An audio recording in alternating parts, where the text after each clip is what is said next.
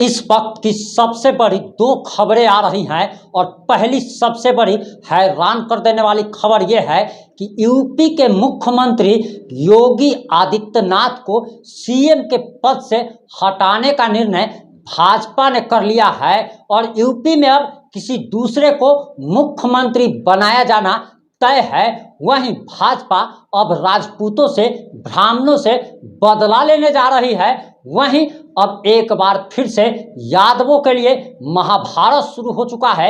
एक तरफ जहां तेजस्वी यादव ने कह दिया कि बीजेपी के शासनकाल में यादवों को चुन चुन कर मारा जा रहा है, वहीं अब बीजेपी और जनता दल यूनाइटेड का कहना है कि हम मुसलमानों का, यादवों का हम काम नहीं करेंगे क्योंकि मुसलमान और यादव हमें वोट नहीं देते। और जनता दल यूनाइटेड के नवनिर्वाचित सांसद का बयान वायरल हो रहा है। यानी कि एक बार फिर से यादवों के लिए जहां महाभारत की शुरुआत हो चुकी है, वहीं मुसलमानों के लिए अब भारत और पाकिस्तान की लड़ाई जैसा जंग छिड़ गया है। और इस 5 से 8 मिनट की रिपोर्ट में दोनों बड़ी खबरों के बारे में हम आपको विस्तार से बताने जा रहे हैं।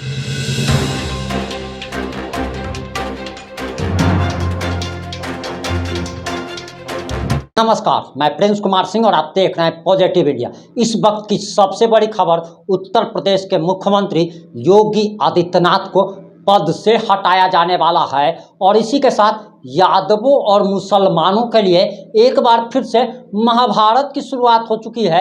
आखिर जनता दल यूनाइटेड के नवनिर्वाचित सांसद देवेश चंद्र ठाकुर ने क्या कहा है, आप सबसे पहले उसे सुन लीजिए। उसके बाद हम आपको बताएंगे कि आखिर महाभारत क्यों छिड़ा हुआ है और राजपूतों और ब्राह्मणों से बीजेपी कैसे बदला लेने जा रही है। कल ही सुबह बेचारे मुस्लिम समाज के थे, बेचारे का दुर्भाग्य था कि पहली बार मेरे पास आया, कुछ काम कराने आया आरोही का समझ से रेलवे ब्रिज के नीचे उसका दुकान होता है। लेकिन सही में आदमी शरीफ था, अच्छा आदमी था।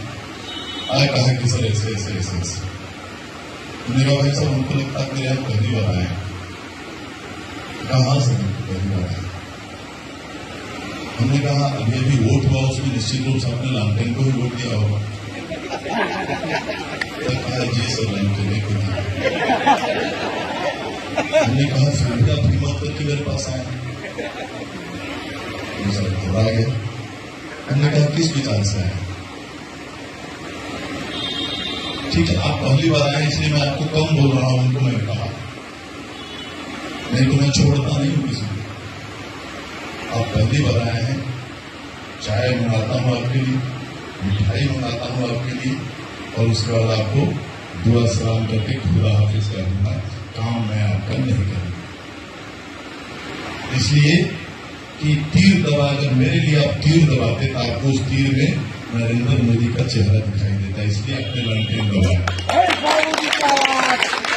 तो अगर यही बात है तो मैं आपके काम करते वक्त आपके चेहरे पे लालटेन और लालू जी का चेहरा क्यों नहीं देखूं?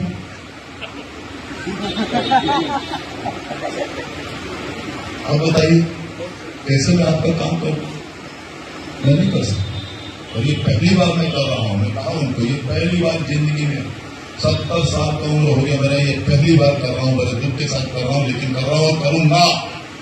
मेरे यहाँ हर एक मेरे मित्र, यादव मित्र का स्वागत है। जो मित्र नहीं है पहले बार भी आना चाहते हैं, उनका स्वागत है।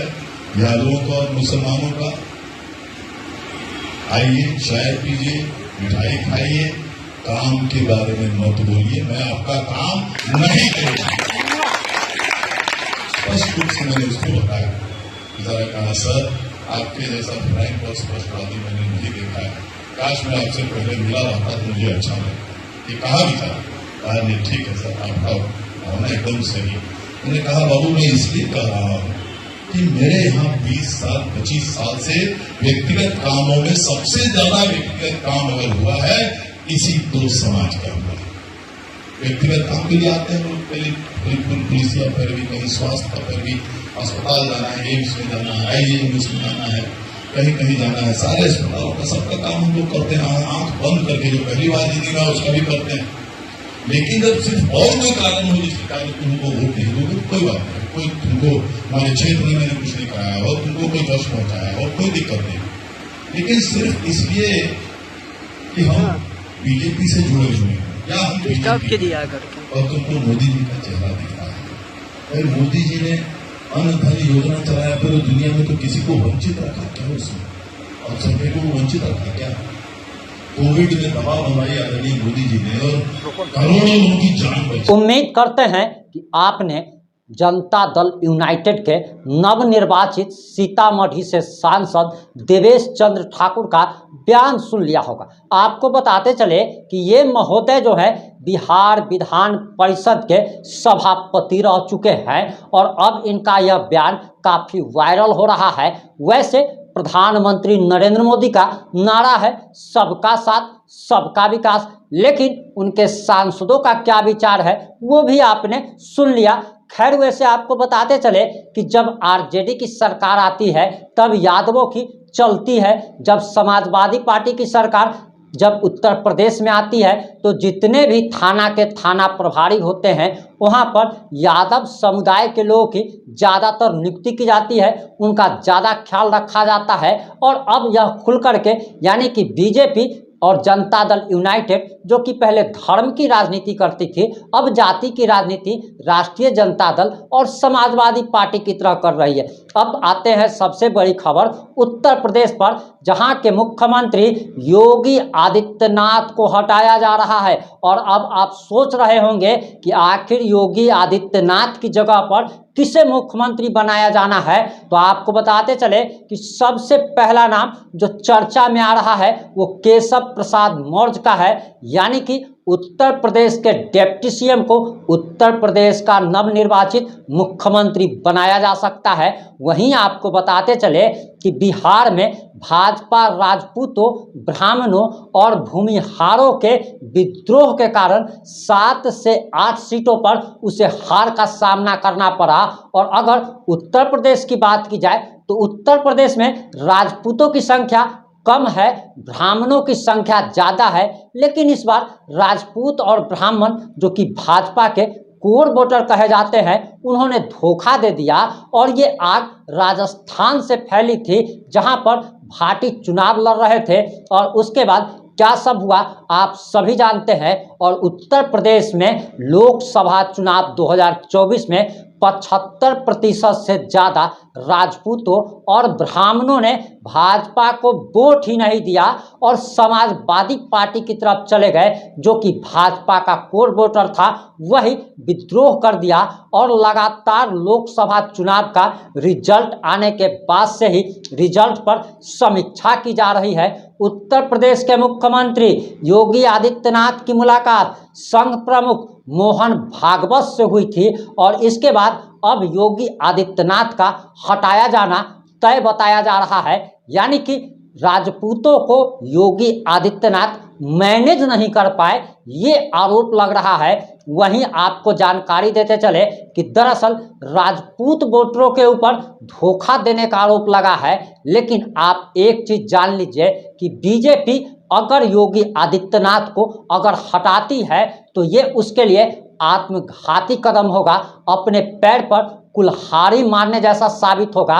और एक जानकारी और आपको देते चले कि अगर आपको किसी ने धोखा दिया, किसी ने आपके साथ विश्वासघात किया, किसी ने आपको गाली दी, किसी ने आपको दुझापट मार दिया और अगर आप अपने मन में अगर बदला लेने की भावना अगर रखते हैं तो वो कहीं से भी सही साबित नहीं होता है और उसका दूरगामी दुष्परिणाम हो सकता है। और बीजेपी को कोई भी कदम सोच समझ के उठाना चाहिए, क्योंकि आने वाले 2 साल के बाद उत्तर प्रदेश में भी चुनाव होना है और उत्तर प्रदेश में अगर योगी आदित्यनाथ को अगर हटाया जाता है तो आने वाले विधानसभा चुनाव पर भी भाजपा के रिजल्ट पर काफ़ी असर पड़ सकता है।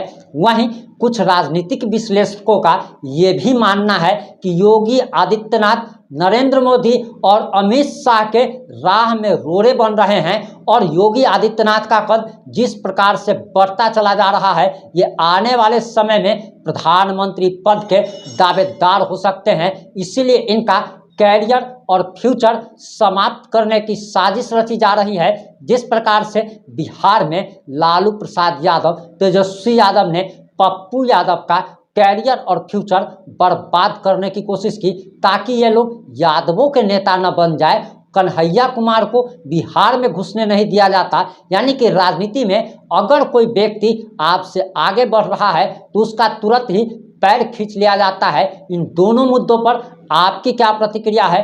अपनी प्रतिक्रिया जरूर दीजिएगा कि क्या योगी आदित्यनाथ को यूपी के सीएम के पद से हटाना भाजपा के लिए आत्मघाती कदम साबित होगा।